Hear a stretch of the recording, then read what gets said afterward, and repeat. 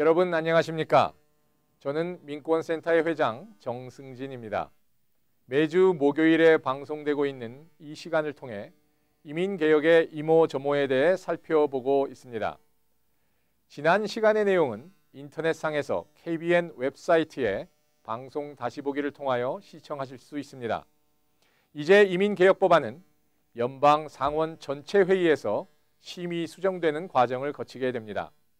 상원을 통과하면 하원에서도 이민개혁법안 심의가 시작될 것으로 예상됩니다.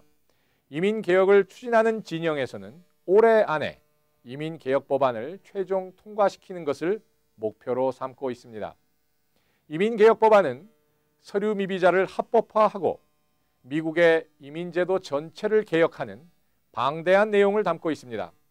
따라서 이민개혁법안은 이민자 사회뿐만 아니라 미국의 정치, 경제, 문화 전반에 큰 변화를 초래할 주요 변수 중 하나입니다. 사안의 중대성 때문에 찬반 간에 치열한 공방전이 끊이지 않고 있으며 아직도 산고의 진통이 계속되고 있는 것입니다. 이민개혁은 미국 의회가 매년 다룰 수 있는 작은 사안이 아닙니다. 이민개혁은 수십 년에 한 번 정도 그 기회가 오는 매우 큰 사회적 과제입니다. 오늘 이 시간에는 이민개혁의 역사를 간략히 살펴보겠습니다. 1965년에 큰 이민개혁이 이루어졌습니다. 이때 현재 미국 이민제도의 근간을 이루고 있는 가족초청 이민제도가 도입되었습니다.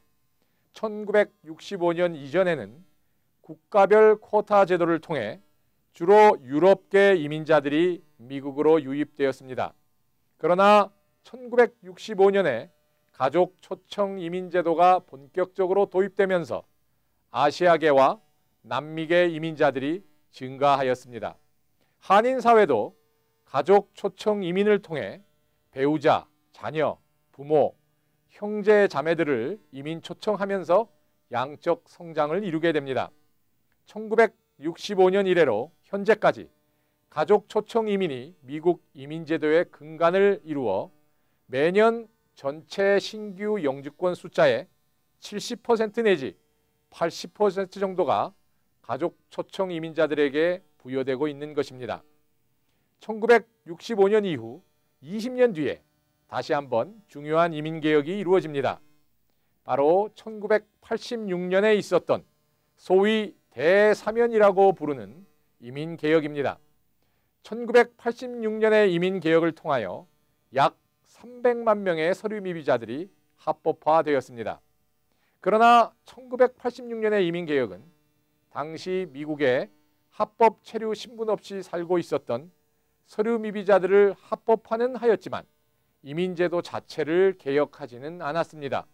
그 결과 미국의 경제가 필요로 하는 이민자마저도 합법적인 경로로 미국으로 올 수 없는 불합리한 제도가 계속 유지되었습니다. 이렇게 현실과 동떨어진 잘못된 이민제도 때문에 시간이 흐르면서 서류 미비자 인구가 다시 팽창하기 시작한 것입니다.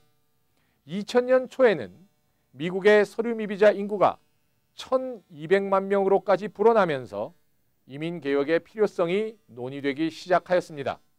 그러나 9.11 사태 이후에 반이민 정서가 팽배해진 데다 엎친 데 덮친 격으로 경기까지 침체되면서 이민개혁 추진에 불리한 정치적 환경이 조성되었습니다. 그럼에도 불구하고 민권센터와 이민자 단체들이 힘을 합쳐 꾸준히 노력한 결과로 작년 대통령 선거를 통해 이민개혁을 위한 정치적인 추진력을 다시 살릴 수 있었습니다. 현재 심의되고 있는 이민개혁 법안은 가족 이민제도를 중심으로 한 미국 이민제도의 근본적인 변화를 예고하고 있습니다. 이민개혁법의 앞길에는 아직 길고 어려운 입법 과정이 남아 있습니다. 그러나 지난 1986년의 이민개혁도 하루아침에 이루어졌던 것이 아님을 기억할 필요가 있습니다. 과거 이민개혁도 수년간의 줄다리기 끝에 결국 법안이 통과되었던 것입니다.